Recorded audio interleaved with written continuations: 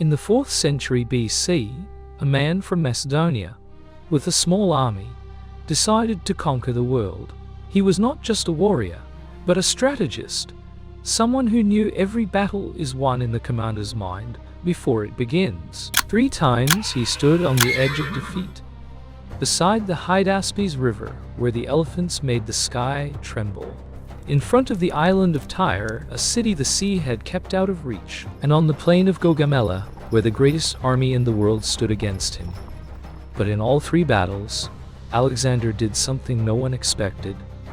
He deceived the enemy, changed the terrain, and turned the opponent's mistake into victory. This is the story of 3 decisions. 3 moments that showed genius can replace numbers and power. This is the story of Alexander.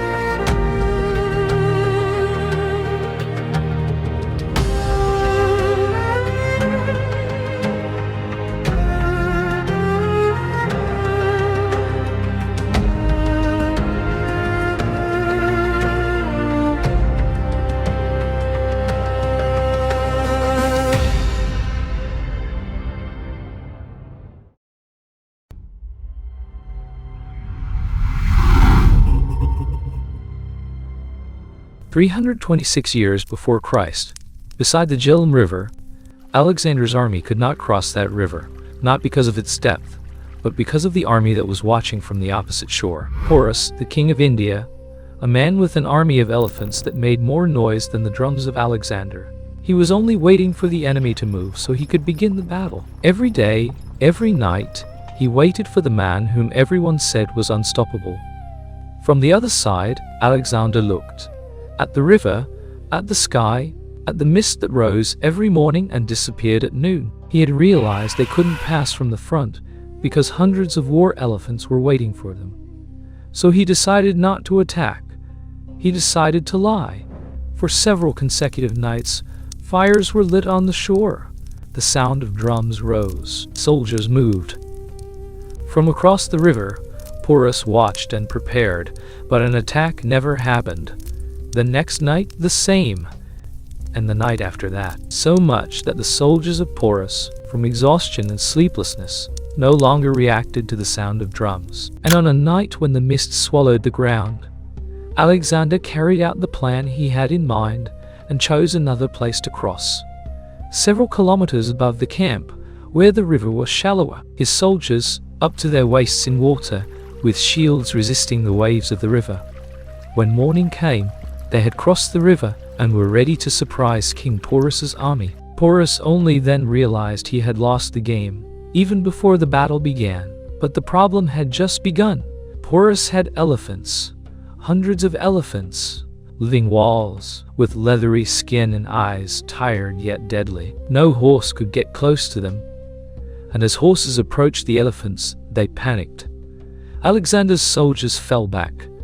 For the first time, Alexander saw something that was not afraid of him. This is where Alexander's brilliance, in a single moment, is proven to the whole world. In the midst of battle, he ordered the drums to fall silent. Then a sound rose. He used a particular strategy against the elephant riders, trumpets and pigs. The sound of trumpets rose, sharp and deafening. Pigs that had been greased with oil, and according to some historians, set on fire, charged toward the elephant army. And now, on the battlefield, the sound of trumpets filled the field, and the pigs rushed toward the elephants. The elephants panicked, turned back, and trampled their own soldiers. The order of Porus's army collapsed in just moments. Alexander rode with his cavalry into the heart of the enemy lines, amid dust and the screams of animals. When silence returned, only the sound of water remained. The river that now flowed calmer than ever. Porus had been defeated, but Alexander honored him, because he knew that to defeat such an enemy, one must not be stronger, but smarter. After that day, his soldiers said Alexander always finds a way, but he himself knew he does not find a way, he creates one.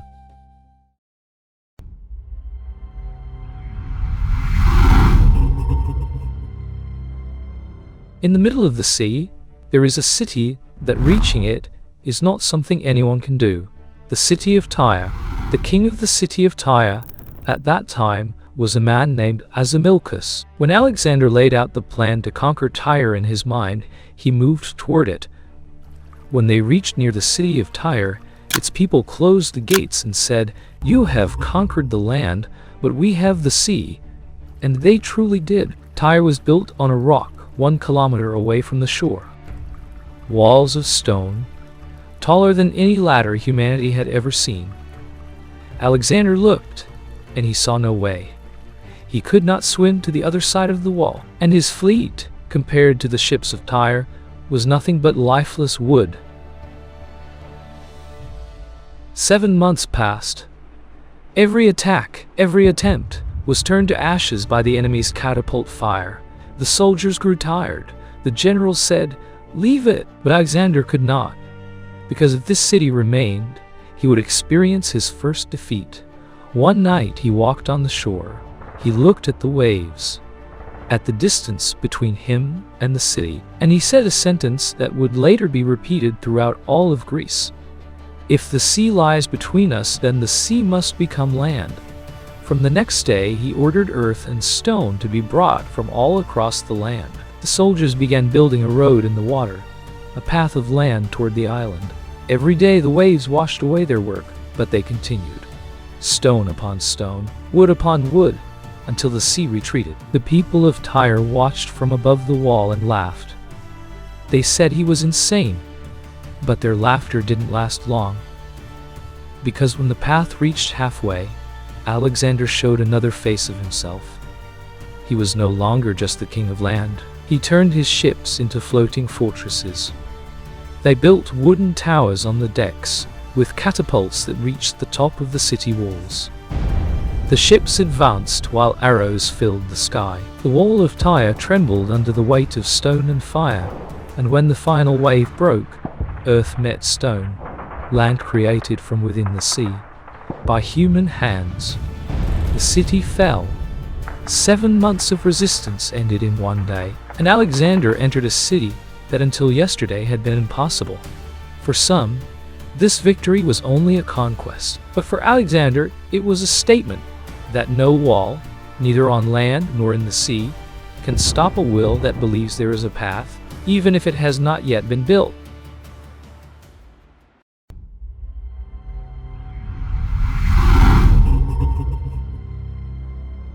The plain of Gaugamela, a place as vast as the eye could see. There was no mountain, no shadow, only sunlight, and on the other side, an army that stretched like the sea. Darius the Third, the king of kings, hundreds of thousands of men, hundreds of elephants, the sound of drums that made the ground shake. Alexander looked. His own army was smaller, more tired, but silent. He knew from the very beginning that victory does not come with the sword. It comes with patience.